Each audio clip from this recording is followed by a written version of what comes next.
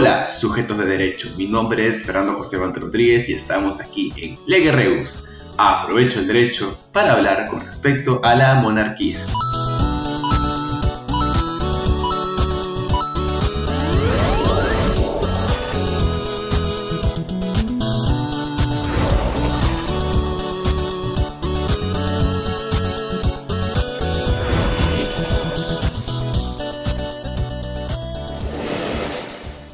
Tenemos que tener en cuenta que para el estudio del derecho romano existe una clasificación muy generalizada, la cual va a tomar en cuenta las instituciones políticas que rigieron en la antigua Roma. Por lo tanto, tenemos que tener en cuenta que estas se van a clasificar en tres. Tenemos la monarquía, la república y el imperio. No obstante, en la etapa del imperio hubo grandes cambios en las instituciones. Específicamente, hubo cambios políticos.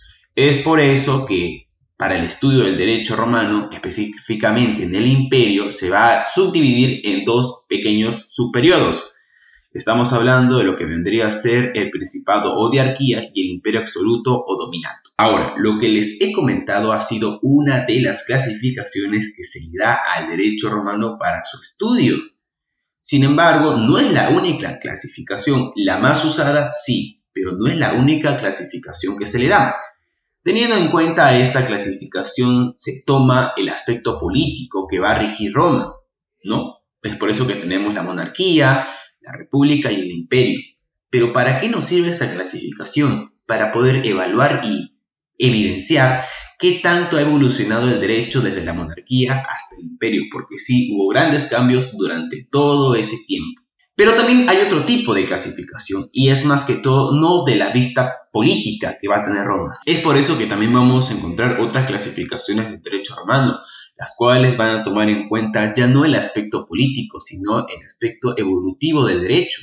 Es por eso que vamos a referirnos a clasificaciones que van a tener en cuenta al derecho preclásico, clásico y posclásico. Ahora, si entrelazamos la clasificación política y la clasificación evolutiva del derecho, o una clasificación más jurídica en estricto, podríamos entender que la monarquía y la república van a estar constituidas en el derecho preclásico. El principado o diarquía será el derecho clásico y el imperio absoluto dominato será conocido como el derecho posclásico.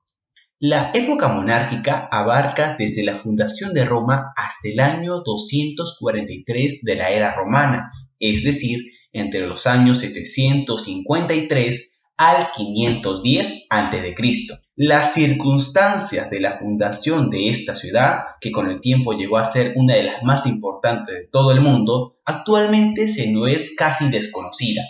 Como vimos en el video anterior, mencionamos con respecto a este tema dos teorías que buscarían explicar la fundación de la ciudad romana.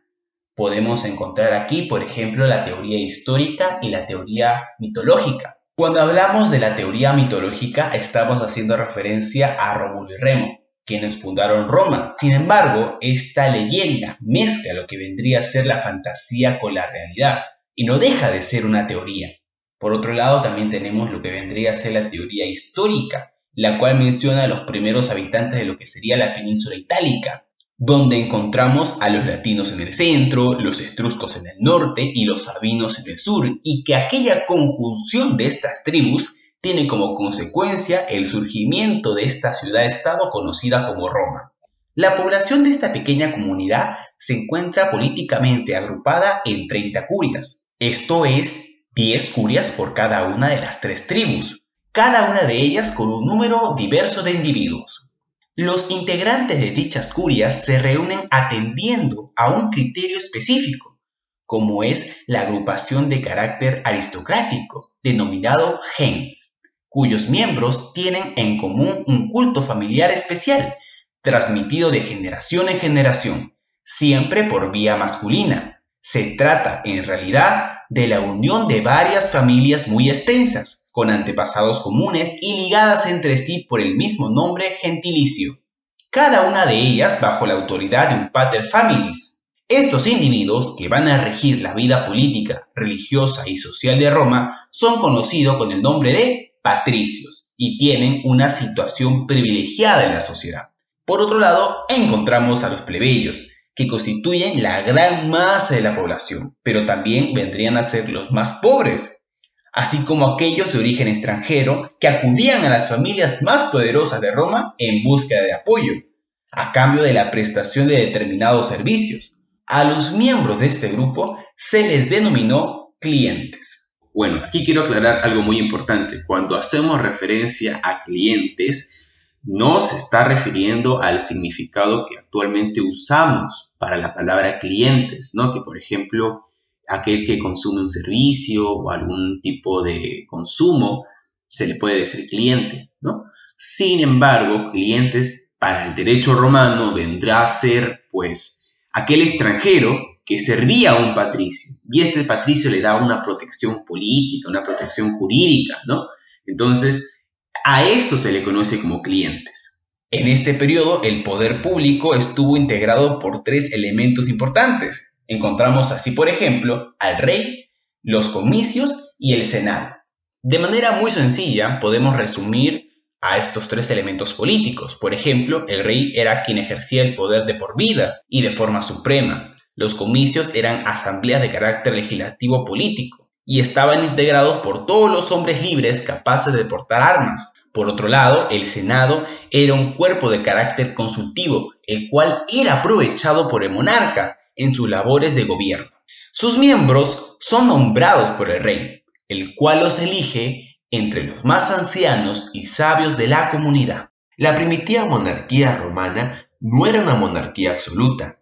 El rey ejercía una autoridad delegada por los patricios, pues la soberanía residía en ellos. El soberano era vitalicio. Las atribuciones del rey fueron la de detentar el mando político y militar supremo, la administración económica de la ciudad, ejecutar los ritos propios de las divinidades de la ciudad como sacerdote supremo y máximo intérprete de la voluntad de los dioses. Es juez todopoderoso, jefe supremo del ejército, comanda las legiones, proyecta las leyes que luego serán votadas por los comicios. Tenía funciones políticas que le daban derecho a organizar el Estado, convocando y presidiendo los comicios y designando los miembros del Senado. En un principio, el rey era elegido por representación popular y posteriormente designado por un antecesor, contando con la aprobación del Senado. En caso de fallecimiento del rey, el Senado tenía la potestad de nombrar un interrex, mientras se elegía a un sucesor definitivo, es decir, a un rey interino. Los miembros del Senado, por turno de 5 días, ejercía el poder, es decir, el interrex, hasta que uno de ellos, después de haber interrogado a los dioses y haber consultado a las divinidades, fuera designado como nuevo rey. El nuevo rey hacía una solemne declaración al pueblo reuniéndose en una asamblea, la cual dicha declaración se le denominaba Les Curiata, quedando este investido del imperium. Durante el periodo monárquico, que tiene una duración aproximada de 250 años, Roma vivió bajo el gobierno de 7 reyes, el primero de los cuales fue Rómulo, quien creó el Senado.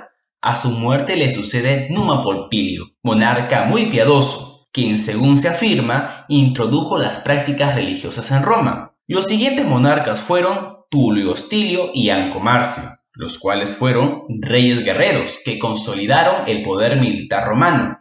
Posteriormente llega al poder Tarquino el Antiguo. Por su parte, concede más facultades al Senado y aumenta a 300 el número de sus miembros. Su sucesor fue Servio Tulio, quien realiza una reforma político-administrativa que toma como base el censo económico de la población y es conocida como la Reforma Serviana. Este trae como consecuencia la creación de los comicios por centurias, de las cuales hablaremos más adelante. Sin embargo, no todo fue muy bonito durante la época monárquica, porque cuando llegamos a hablar de Tarquino el Soberbio, que es considerado por muchos el peor de los monarcas y el último, y que en pocas palabras podemos decir que fue un completo déspota, que pretendió gobernar dictatorialmente y terminó siendo destituido y desterrado por el Senado.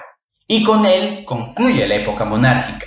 Podemos dividir a los reyes en dos grupos. Por ejemplo, Tarquino el Antiguo, Servio Tulio y Tarquino el Soberbio pueden ser considerados como personajes históricos, pues encontraron sus nombres en algunas inscripciones etruscas.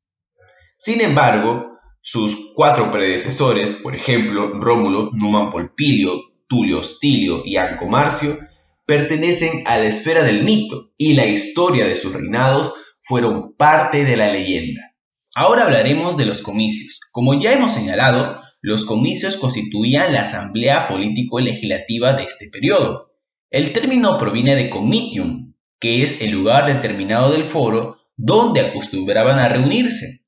Existían dos tipos de comicios, por curias y por centurias. Entonces hablaremos primero de los comicios por curias. Las curias fue la más antigua forma de agrupación de los ciudadanos, es decir, la división interna de las tres tribus que integraban la población, es decir, los latinos, los etruscos y los sabinos. Las curias revistieron una doble importancia. Por un lado, aseguraban el ejercicio de los derechos públicos, y por el otro, el aspecto religioso y las festividades en general. La asamblea de las curias siempre se denomina pueblo, populus. Y sí, populus significa pueblo, literalmente, y va a ser la conjunción de todos los ciudadanos romanos, incluyendo este término tanto a los patricios como a los plebeyos, ya que de modo alguno la expresión significa reunión exclusiva de unos o de otros. En estos comicios, la votación se llevaba a cabo de una forma indirecta, es decir, el voto se efectuaba por curia y en cada una de ellas, por individuo, con lo cual si del total de las 30 curias, 16 votaban en un mismo sentido, la propuesta sería aprobada independientemente del número de integrantes de cada una de ellas. Tanto la convocatoria para la reunión de los comicios como las propuestas de ley que ellos mismos sugerían eran facultades propias del rey. Ahora pasaremos a hablar de los comicios por centurias. El crecimiento de Roma hizo necesaria una reforma administrativa, la cual, como hemos señalado anteriormente, fue realizada por el rey Servio Tulio. Y esta se basaba básicamente en un censo económico de la población que da origen a la aparición de los comicios por centurias, que fueron establecidos de la siguiente manera. Los individuos que poseían más de 100.000 haces se agruparon en 80 centurias, denominadas de primera clase. Antes que empieces a googlear qué son los haces, te explico que fue un tipo de moneda, así como existen los pesos, los dólares, los euros, las rubias, los soles, los bolívares. Existió en ese entonces una moneda para los romanos de cobre que eran los haces. Actualmente su valor se desconoce, pero bueno, era una moneda y que se usaba para medir cuánto era la fortuna de cada uno de los ciudadanos romanos para poder establecerse en lo que vendría a ser las centurias. Los que tenían más de 75.000 haces, pero menos de 100.000, se reunieron en 20 centurias de segunda clase. Aquellos que poseían más de 50.000 haces, pero menos de 75.000, se consagraron en otras 20 centurias, formando lo que sería la tercera clase. Quienes poseían más de 25.000 haces, pero menos de 50.000, integraron a su vez otras 20 centurias, las cuales formaron la cuarta clase. La quinta clase estaba compuesta por aquellos individuos que tenían más de 10.000 haces, pero menos de 25.000, agrupados en 30 centurias. Existían además 18 centurias formadas por caballeros, independientemente de la fortuna que tuviesen, y que ocupaban la posición más alta de esta pirámide social. Por último, había entonces otras 5 centurias, compuesta por los individuos económicamente más débiles y que, por ende, se ubicaban en la posición social más baja. Esta división de la población, que parte en lo fundamental de un punto de vista económico, arrojaba un total de 193 centurias. Estos nuevos comicios se reunían en el campo de Marte y la unidad de voto era la centuria. La votación seguía realizándose como en los comicios por curias, es decir, de forma indirecta, pero con la salvedad de que en este caso, en primer término, se tomaba el voto de las centurias correspondiente a los caballeros y a la primera clase. con lo cual dicha votación podía ser ganada con los grupos señalados, puesto que constituyen la mayoría y por lo mismo no se tiene en cuenta la opinión del resto de la población. Bueno, aquí quisiera acotar algo muy importante. Como se había explicado anteriormente, fue Servio Tulio, con la reforma administrativa, que permitió incorporar al derecho romano lo que vendrían a ser estas instituciones de los comicios por centurias. Sin embargo, algunos autores señalan que los comicios por centuria no aparecieron en la época de Servio Tulio, que recién hubo un surgimiento de estos en la República y por lo tanto no se le atribuye su creación a Servio Tulio. Bueno, es una discusión histórica que se hace con respecto a la aparición de los comicios por centurias y si realmente se le tiene que atribuir a Servio Tulio. Ahora pasaremos a hablar con respecto al Senado. En un principio, el Senado, o también conocido como Senatus, constituía única y exclusivamente como un cuerpo consultivo y de apoyo al rey, cuyos consejos, denominados Senado Consultos, cobraban cada vez una mayor importancia. Estaba integrado por 100 miembros, escogidos por el propio monarca, pero no sería sino hasta la caída de la monarquía cuando este órgano asesor adquiere un verdadero poder político, puesto que es el único que va a subsistir como cuerpo permanente del gobierno. Ahora pasaremos a hablar con respecto a las fuentes formales del derecho en la monarquía. En este periodo, las fuentes formales del derecho se reducen prácticamente a una: la costumbre de los antepasados, mores maiorum. Sin embargo, cuenta la leyenda que un estudioso del derecho llamado Papirio publicó una colección de leyes reales, las cuales fueron votadas por el Senado, y cuyo nombre era Juris Civile Papirium, aunque a partir de la caída de la monarquía, estas disposiciones también cayeron en un desuso.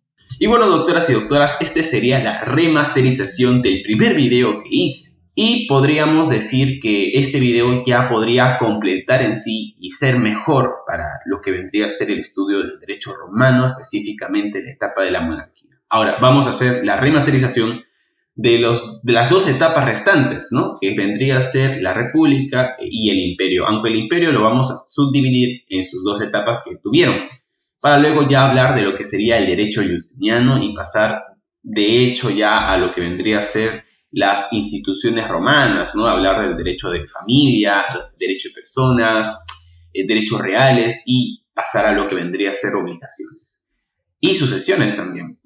Entonces, doctores y doctoras, el video termina aquí. Nos vemos hasta la próxima. Y no te olvides que estás aquí en Lega Rebus, aprovecho el derecho.